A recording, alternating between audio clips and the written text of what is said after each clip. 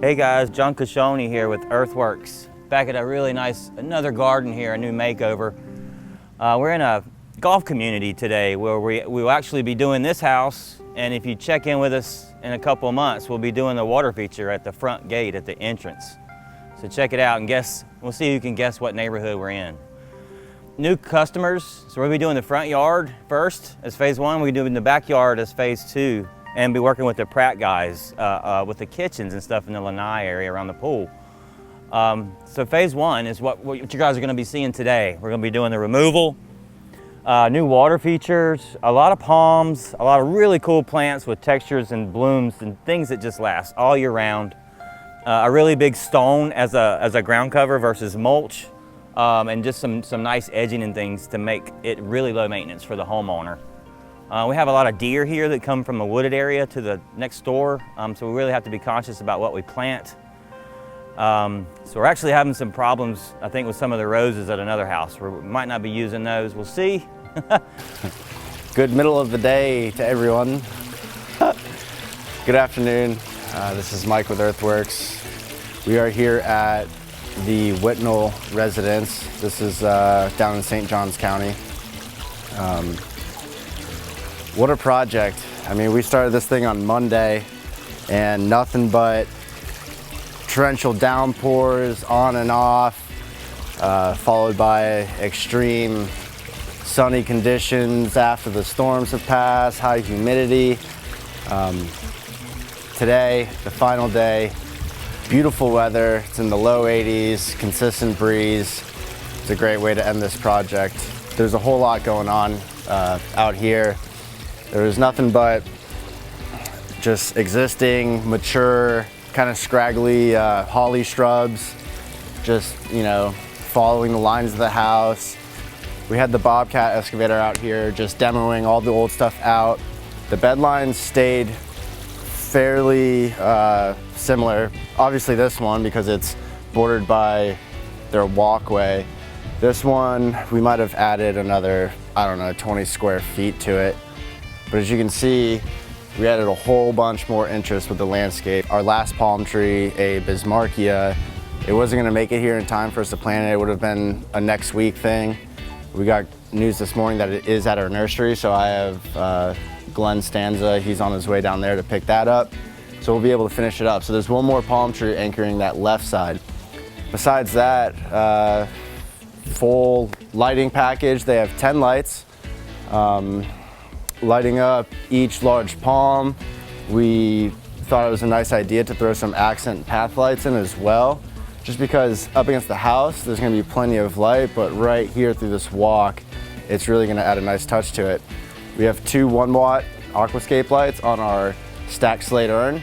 Awesome little piece right there by the front door. They're gonna be able to view it from that window, and then just the curb appeal, of course, adding the element of water to any landscape is the cherry on top. So this one's a full package: lighting, palms, water feature. We went with a large Delaware blend gravel. It has a nice mixture of color. It's a larger size stone. The reasoning behind that for sure is the ease of maintenance. So with a smaller gravel, blowing off leaf debris or grass clippings, sometimes you can start stirring up the smaller stuff. It gets knocked around easier, and then you just end up mixing in all the leaves. The larger stone, it's much easier to take a leaf blower too, because it'll stay in place. It's a heavier rock.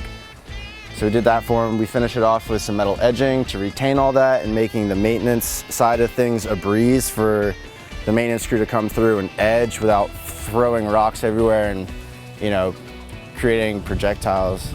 There were 2 existing beds on both sides of this driveway closer down the street. We demoed that, took the old plantings out, regraded it, and then we touched up with sod. Also, irrigation came out. They did a bunch of work for us in the front, and they also tackled the back. So whenever they're ready to pull the trigger on phase 2, we're rolling fast on that. What's up guys? We're back at the Whitnalls today. I want to show you a finished project. Behind us, you can kind of see some of it. We're not going to show you all of it though. So this is the front yard like we talked about, phase 1. The guys came in, did an awesome job. Got a really cool water feature you can see behind us going. Like I was talking, a bunch of really cool palms and textures. Interesting plants that give you flowers and blooms all year round. So let's come up here and check it out a little closer. This bed here was a mess. This was a bunch of ferns and things that came out to here. So we just made it easier for the homeowner. Made it sod, rocked the little interior bed, and put a nice uplight on the elm. At night, this is really striking. If you can ever uplight an elm tree because it has a canopy that branches out versus up, you can really catch the skirt of it like that. And it's just a more intense lighting than like a pine or a palm. You can see the combination of palms we have here, the pindo, the two queens. I got a cross between the queens and the pindo, so a mule, and then to cap it off with the little Bismarck on the end. And to blend in with the blue color of the Bismarck, the Gluco or the Glauco, whatever that makes that blue color, we did the agaves. So you see that blue color kind of going in there. And then the contrast of the gold with the privets on the backside and in the backside there, and then the gold grasses, the Everillo grasses. I thought that was a really cool look against the red brick of the house. So you don't see a lot of red brick here in Florida. You see a lot of stucco, a lot of neutral colors. So anytime you can utilize that color already to bounce off with a contrast, use your silvers, your yellows, your reds. It's going to look awesome in the landscape. The water feature is an Aquascape product. That's one of our big stacked slate urns. That's the biggest one. So that thing is, I mean, look at it. It's awesome. You can see that when you turn the corner and come down the street. I think it's the only one in the whole neighborhood, so that's really, really cool too. You can see some of the bigger rock we used in here. This is a bigger 3 to 4 inch stone. Really cool if you need drainage, if you want to promote water to get away from your house, away from your plants, and something you don't ever have to replace. It never comes out of the beds. I've got it down by the street too, and we've got a really nice edge on it down there. So it's just permanent in the landscape. The rock, you've got an upfront cost that you have to pay for, but you never have to replace it.